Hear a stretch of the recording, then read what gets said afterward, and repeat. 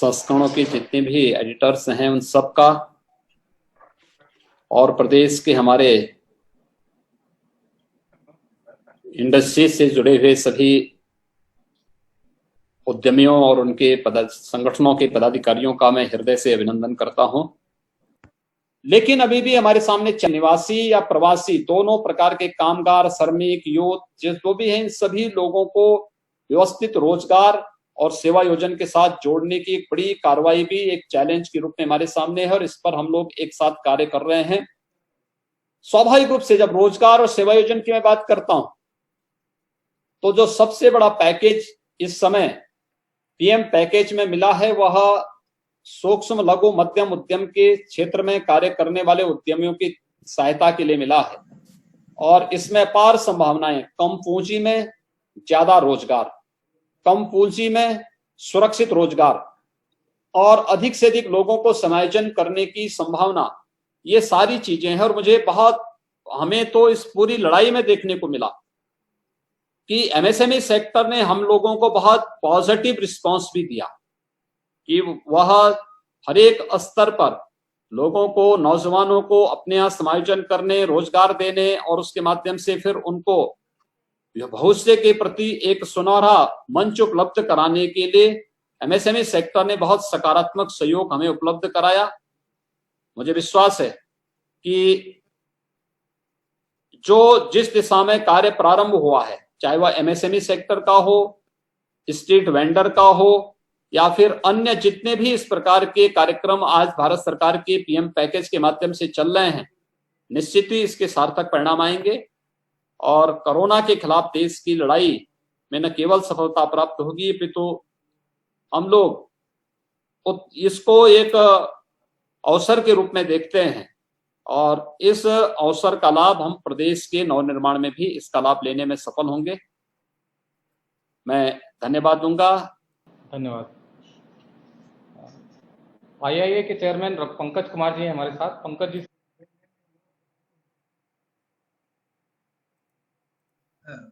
माननीय मुख्यमंत्री जी को मेरा प्रणाम। नमस्ते जी। सर, सभी लोगों ने बताया कि आपकी सरकार जब से इस राज्य में आई, उत्तर प्रदेश में आई है, लगातार आप अविस्मरणीय कार्य कर रहे हैं। सभी चुनौतियों का सामना करते हुए अभूतपूर्व और प्रत्याशित निर्णय आपने किए हैं। कोविड के समय में भी आपने ऐसे निर्णय लिए हैं जिससे कि उत्तर प्रदेश का नाम सिर्फ देश में नहीं पूरे विश्व में जाना जाने लगा है। सर, इसके लिए मैं आपका बहुत बहुत साधुवाद कहता हूँ और आपको बहुत प्रणाम करता हूँ। आपका कुशल नेतृत्व से हम लोग इंडस्ट्री वाले बहुत लाभान्वित हुए हैं।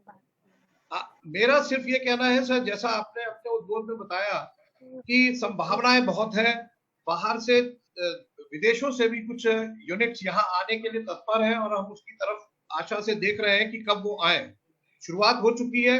आगरा के अंदर जो जूते वाली फैक्ट्री आने की जो संभावना बढ़ी है, तो हम ये सोचते हैं कि MSME, micro small and medium enterprises, जो हमारे प्रदेश की एक जानी मानी अब क्षेत्र बन गया है और आपने उसको वो नाम दिलाया है, तो इसमें सिर्फ प्रदेश में एक चीज की हम आवश्यकता समझते हैं, ईज ऑफ डूइंग बिजनेस।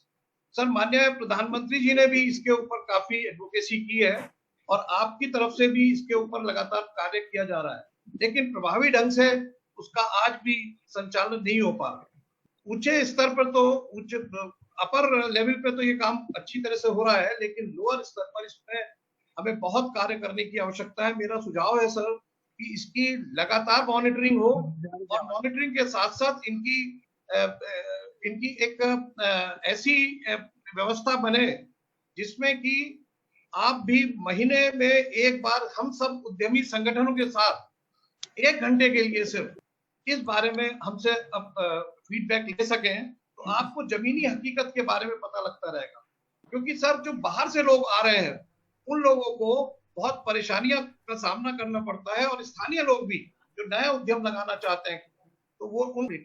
दूसरा सर मेरा ये है कि क्योंकि इस समय आप जानती हैं कि हमारा जो लिक्विडिटी है क्रंच, उसकी वजह से हमें दिक्कतें आ रही हैं। सिर्फ मैं 2 शब्द उसके बारे में कहना चाहूंगा।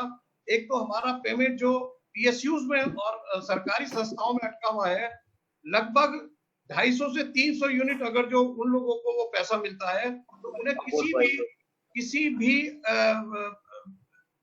हेल्प की जरूरत नहीं होगी, वो अपने उस पैसे से ही अपनी इंडस्ट्री को चला सकते हैं। और सर ये जो करने की आपसे हमने जो प्रार्थना करी थी, लीज होल्ड को फ्री होल्ड कर देंगे, तो उसके अंदर सर एक तो उद्यमियों को जो अननेसेसरी लैंड हमारे पास है, क्योंकि आज पैसे की आवश्यकता है तो वो बेचकर उसको फायदा उठा सकता है, सरकार को इसका रेवेन्यू मिल सकता है और नई इंडस्ट्रीज आ सकती है। उन नई इंडस्ट्रीज से सर हमारा रोजगार भी बढ़ सकता है। तो मैं इतने ही बात आपके समक्ष रखना चाहूंगा। यद्यपि बात बहुत है, आपकी बहुत सारी योजना इतनी सफल है, मैं उसके बारे में जिक्र करना चाहता था, लेकिन क्योंकि राजीव जी ने मुझे बताया कि आपने जो बातें रखी हैं, आप इस बात को जानते हैं कि ईज ऑफ डूइंग बिजनेस में उत्तर प्रदेश ने पिछले 3 वर्ष के दौरान एक अच्छी छलांग लगाने का प्रयास किया है और निवेश मित्र पोर्टल इसी की श्रृंखला में तैयार किया गया आज का निवेश यानी एक सिंगल विंडो प्लेटफॉर्म है। मुख्यमंत्री कार्यालय स्वयं इसकी मॉनिटरिंग करता है और साप्ताहिक मॉनिटरिंग मैं स्वयं भी इसकी करता हूं। इसमें किसी भी उद्यमी को कहीं कोई समस्या नहीं होनी चाहिए। एक दूसरा, हम लोगों ने अब उद्योग बंधु के स्थान पर इन्वेस्ट यूपी के नाम पर एक नई संस्था को, प्रभावी संस्था का गठन किया है। निवेश की दृष्टि से निवेश अनुकूल पॉलिसी और उद्यमियों से और निवेशकों से जुड़ी हुई समस्या का समयबद्ध निस्तारण हो सके, इसके लिए उस प्रकार का एक मैकेनिज्म यहाँ पर वर्तमान में तैयार है। और मुझे लगता है जो भी नया निवेशक आएगा या पुराना निवेशक है, वह कोरोना संकट से उभरने के साथ ही जब इसको स्वयं अनुभव करता हो उसको दिखाई देगा। हमने मजबूती के साथ इस कार्यक्रम को आगे बढ़ा रहे हैं, कहीं कोई समस्या नहीं आएगी। अधिक से अधिक निवेश आज की आवश्यकता है, लेकिन साथ साथ हम लोगों को अधिक से अधिक लोगों को रोजगार भी देना है। और मैं धन्यवाद दूंगा इंडियन इंडस्ट्रीज एसोसिएशन जैसी संस्थाओं को जिन्होंने इस संबंध में रुचि दिखाई है। गौतम बुद्ध नगर से राष्ट्रीय सचिव आईआईए के एसपी शर्मा जी हैं। मैं एसपी शर्मा जी से कहूंगा कि अपनी बात कहें। सर नमस्कार, धन्यवाद। अमर उजाला और माननीय मुख्यमंत्री योगी जी को मेरा सादर प्रणाम। सर बहुत सारे पॉइंट बोल दिए, मैं केवल 2-3 पॉइंट ही है मैं बताऊंगा। सर जैसा कि हॉस्टल की बात अभी की थी, उसी के साथ में एक बात और जोड़नी चाहता हूं सर। फ्लैटेड इंडस्ट्री भी हमारे यहाँ पे बहुत जरूरी है गौतम बुद्ध नगर में, क्योंकि जमीनों के रेट बढ़ रहे हैं और जमीन का विस्तार करने के लिए जो असंगठित क्षेत्र की इंडस्ट्री है उनके लिए फ्लैटेड इंडस्ट्री की आवश्यकता है। नंबर 2 सर, यूपी सीडा बहुत पुराना औद्योगिक क्षेत्र है हमारे यहाँ पे और उसका अव्यवस्था बहुत ज्यादा है। उसका विलय गौतम बुद्ध नगर में अगर आप करा दें ग्रेटर नोएडा प्राधिकरण में, तो मैं समझता हूँ बहुत सारे संसाधन की और बहुत सारी जो अव्यवस्था वहां पे है उनका समाधान बहुत तीव्रता से हो सकेगा। नंबर 3 सर, बौड़ा की रेलवे स्टेशन हमारे यहाँ पे प्रस्तावित है, जिसका विस्तार होना है, हावड़ा मेन लाइन पे है। उसी के साथ में मैं चाहता हूँ कि लेबर के लिए हॉस्टल की भी व्यवस्था कराई जाए, क्योंकि जो पूर्वी उत्तर प्रदेश और पूर्वी भारत से जो लोग काम करने गौतम बुद्ध नगर में या दिल्ली में या गाजियाबाद में या पड़ोसी जनपदों में जो लोग काम करने आते हैं, उनको अगर हॉस्टल की फैसिलिटी वहीं पे प्रोवाइड हो तो वो एक सकारात्मक कदम होगा। एक सर, हमारे यहाँ पे ईएसआई हॉस्पिटल ग्रेटर नोएडा में नहीं है। एकमात्र हॉस्पिटल ईएसआई का नोएडा में है, जो ग्रेटर नोएडा से 30 किलोमीटर दूरी पर है। और अगर कोई आकस्मिक दुर्घटना होती है तो उसमें पहुंचने में 1 घंटे का समय लगता है, और वो भी अपनी क्षमता से अधिक बाहर पे चल रहा है। एक ईएसआई हॉस्पिटल की तत्काल आवश्यकता ग्रेटर नोएडा में है। इसके लिए अगर तत्कालिक व्यवस्था अगर किसी जो प्राइवेट हॉस्पिटल्स हैं उसमें शारदा है, कैलाश हॉस्पिटल है या किसी और में, उनमें अगर उनकी व्यवस्था हो जाए तो एक सकारात्मक कदम होगा। सर एक और लास्ट पॉइंट है, क्योंकि बहुत सारे वक्ता भी और हैं, नहीं और अग्निशमन डिपार्टमेंट को और थोड़ा सा उन्नत करने की आवश्यकता ग्रेटर नोएडा के हिसाब से है, क्योंकि यहाँ पे बहुमंजिली इमारतें भी हैं और इंडस्ट्री भी अलग अलग तरह की हैं। तो अग्निशमन डिपार्टमेंट अगर यहाँ पे थोड़ा सा और स्ट्रांग होगा या थोड़ा सा और व्यवहारिक होगा, सुसज्जित होगा, तो मैं समझता हूँ बहुत अच्छा काम ग्रेटर नोएडा का। सर एक चीज के लिए मैं आपको धन्यवाद भी करना चाहता हूँ, अपने कमिश्नरी व्यवस्था ग्रेटर नोएडा में लागू की, उससे निसंदेह कानून व्यवस्था में बहुत सुधार हुआ, उसके लिए आपको धन्यवाद। और एक सर साइबर थाने की बहुत आवश्यकता हमारे यहाँ पे है, क्योंकि यहाँ पे बहुत डिजिटल लेन देन होता है, उसमें बहुत सारे फोर्जरी के केस भी होते हैं। उसमें अगर साइबर थाना जो ऐसा पुराना एसएसपी ऑफिस है उसमें स्पेस है, उसमें अगर साइबर थाना खोल दिया जाए तो मैं समझता हूँ पूरे गौतम बुद्ध नगर को उसका लाभ मिलेगा। धन्यवाद सर। जी, मैं आपको बताना चाहता हूं कि हम लोगों ने प्रदेश में 2 साइबर थाने अभी खोले हैं, उसमें से एक लखनऊ में है और एक गौतम बुद्ध नगर में ही है। और नए समय के अनुरूप हमारी पुलिस टेक्नोलॉजी से युक्त हो, ये 2 महत्वपूर्ण थाने तो इस वर्तमान में हैं ही, साथ साथ हम लोगों ने कुछ और चीजें प्रारंभ की हैं। हर रेंज स्तर पर एक फॉरेंसिक लैब की स्थापना और प्रदेश के अंदर एक पुलिस एंड फॉरेंसिक यूनिवर्सिटी के निर्माण की कार्रवाई को भी हम लोगों ने तेजी के साथ आगे बढ़ाया है। ये सारे कार्य पुलिस के आधुनिकीकरण और समय के अनुरूप हम जनता की सुरक्षा और हर प्रकार के अपराधों को प्रभावी नियंत्रण करने के लिए हम लोगों ने ये कदम उठाए हैं। मैं इस बात को मानता हूं कि अभी तो हम लोगों ने ये कदम उठाए हैं प्रारंभिक तौर पर। इसके अलावा हम लोगों ने हर थाना क्षेत्र में, हर पुलिस अधीक्षक के स्तर पर, रेंज स्तर पर, जोन स्तर पर और स्टेट स्तर पर भी हम लोगों ने एक व्यवस्था दी है, और वो व्यवस्था है कि वह एक साइबर सेल गठित किया है, जहां पर साइबर क्राइम से जुड़े हुए हर अपराध का समाधान करने का एक मार्ग निकाला जा सके और उस पर प्रभावी अंकुश करने की कार्रवाई भी की जा सके। तो ये कार्रवाई हम लोगों ने की है। पौराडी जो आपका गौतम बुद्ध नगर का है, एक महत्वपूर्ण स्थल है। यहाँ पर eastern and western dedicated freight corridor का मिलन स्थल भी है। लॉजिस्टिक पार्क वहां पर बनाने की एक बड़ी कार्रवाई को हम लोगों ने आगे बढ़ाई है, और मेरा ये मानना है कि इससे एक बहुत बड़े हब के रूप में ये क्षेत्र उभरेगा।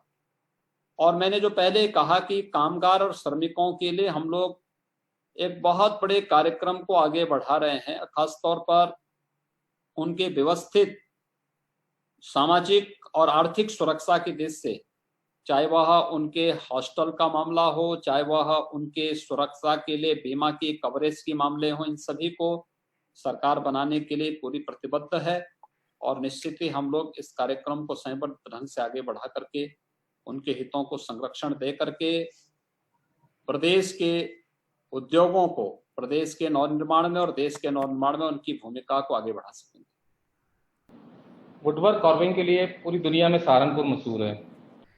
वहां से IIA सहारनपुर चैप्टर के अध्यक्ष और वुडवर्क कारोबारी रविंद्र मिगलानी जी हैं। मैं रविंद्र मिगलानी जी से कहूंगा कि वे अपनी बात कहें। माननीय मुख्यमंत्री जी को मेरा सादर प्रणाम। मेरी आवाज आ रही है? हाँ, आपकी आवाज आ रही है। सर, मैं सहारनपुर से हूँ और इंडियन इंडस्ट्री एसोसिएशन का चैप्टर चेयरमैन हूँ, और सहारनपुर में वुडन हैंडीक्राफ्ट बिजनेस से बिलोंग करता हूँ, और यहाँ पर एक Saharanpur handicraft development centre company का डायरेक्टर भी हूँ। आवश्यकता आविष्कार की जननी है, ये सुना था, आज ये देखा हुआ महसूस हो रहा है। और हम लोग ये देख रहे हैं कि लखनऊ पहले किसी मंत्री जी से मिलने के लिए लखनऊ जाना पड़ता था तो 2 दिन ट्रेन में लगते थे आने जाने में और 1 दिन पूरा लगता था, लेकिन आज हम टेक्नोलॉजी के माध्यम से आपसे डायरेक्ट वार्ता कर पा रहे हैं। ये बहुत सौभाग्य की बात है। और सबसे पहले मैं आपका आभारी हूँ कि आपने हमें सीधे वार्ता करने का मौका दिया। बहुत बहुत धन्यवाद आपका। और अमर उजाला टीम को भी मैं धन्यवाद करता हूँ जिन्होंने आज इस प्रोग्राम को ऑर्गेनाइज किया। मैं मेनली आपके 3 बिंदु पर मैंने मुख्य आपका ध्यान आकर्षित करना चाहूंगा। मेरी रिक्वेस्ट है सर, बिजली विभाग के जो बिल जनरेट हुए हैं उसमें आपने इसमें 2 अप्रैल को एक घोषणा की थी कि लॉकडाउन की पीरियड की अवधि में इसका फिक्स चार्जेस नहीं लगेगा, लेकिन मुझे खेद के साथ कहना पड़ रहा है कि उन्होंने वेव ऑफ ना करके डेफरमेंट 2 महीने के लिए स्थगित कर दिया। जो अब करंट बिल आ रहे हैं उसके अंदर दोबारा से वो बिजली के फिक्स चार्जेस लगाकर भेज रहे हैं। मेरी रिक्वेस्ट है कि जब लॉकडाउन में 2 महीने फैक्ट्रियां बंद रही और बिल्कुल बिजली का कोई एक यूनिट भी कंज्यूम नहीं हुआ, एसेंशियल आइटम को छोड़कर मोस्टली फैक्ट्रियां बंद रही, तो उस समय फिक्स चार्जेस नहीं लेने चाहिए, क्योंकि वो उद्यमी पहले से ही उनको और कई लायबिलिटी जैसे बिजनेस बंद होने की वजह से उनके ऊपर बैंक इंटरेस्ट पड़ रहा है, लेबर की सैलरी देनी पड़ रही है, तो कम से कम जब यूनिट कंज्यूम नहीं हुए तो ऐसे में प्लीज फिक्स चार्जेस ना लिए जाएं।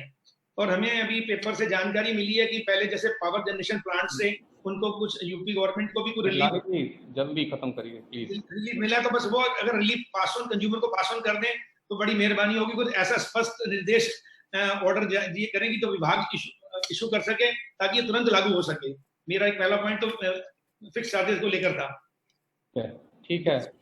दो पॉइंट हो रहे हैं सर छोटे छोटे।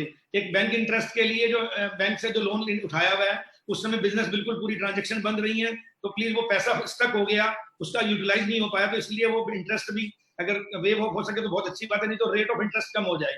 क्योंकि अगर उस पैसे को हम लोग कहीं कमर्शियल प्रॉपर्टी में लगाते हैं तो रेंट वहां से मिलेगा, लेकिन बैंक का इंटरेस्ट चल रहा है। तीसरा मेरा मेनली सर हमारा वुड एंड हैंडीक्राफ्ट का बिजनेस जो है ना यहाँ पर सहारनपुर में, सबसे पहले तो मैं आपको धन्यवाद करूंगा कि सीएफसी के लिए आपने सैंक्शन किया और एक इंस्टॉलमेंट आई हुई है, उसके लिए आपका बहुत बहुत धन्यवाद। जल्दी फ्लोर लेवल पे काम शुरू होने जा रहा है हमारा सर। उसमें सहारनपुर में जो वुड एंड हैंडीक्राफ्ट है ये 250 साल पुराना ट्रेड इंडस्ट्री है और 1000 करोड़ का यहाँ से साल का एक्सपोर्ट होता है। लगभग 1.5 से 2 लाख लोग यहाँ पे जुड़े हुए हैं इस इंडस्ट्री से।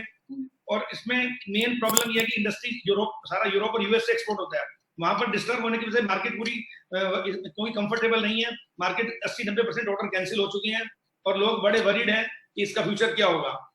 मेरी रिक्वेस्ट है कि उसमें थोड़ा सा जो गरीब मजदूर लोग हैं उनको जीवन निर्वाह भत्ता के तौर पे अगर 3-4 हजार रुपए महीना अगर आप आने वाले 8 महीने तक अगर सरकार दे देगी तो लोग जुड़े रहेंगे। एक जो बहुत बड़ी संख्या में जो बेरोजगारी फैलने का खतरा डर है वो थोड़ा संभल जाएगा। और जो एंटरप्रेन्योर उद्यमी है, जी आपने इतने सवाल रख दिए, एक पॉइंट रखे थे उसमें मैं उसके साथ सुझाव ये दे रहा हूँ, जल्दी आपने कहा जल्दी बात कही है। देखिए सहारनपुर अपने हैंडीक्राफ्ट कला के लिए विख्यात है और आज तो हम वेबिनार के साथ संवाद बना रहे हैं। मुझे लगता है कि बहुत शीघ्र कोरोना संकट दूर होते ही मुझे लगता है कुछ समय के बाद हम लोगों को एयर कनेक्टिविटी का आनंद लेने का भी अवसर प्राप्त होगा। और हम लोगों ने सरसवा एयरपोर्ट को वहां पर कार्य की अपनी मंजूरी दे दी है। सारी औपचारिकताओं को आगे बढ़ा करके उस कार्य को हम आगे बढ़ा रहे हैं।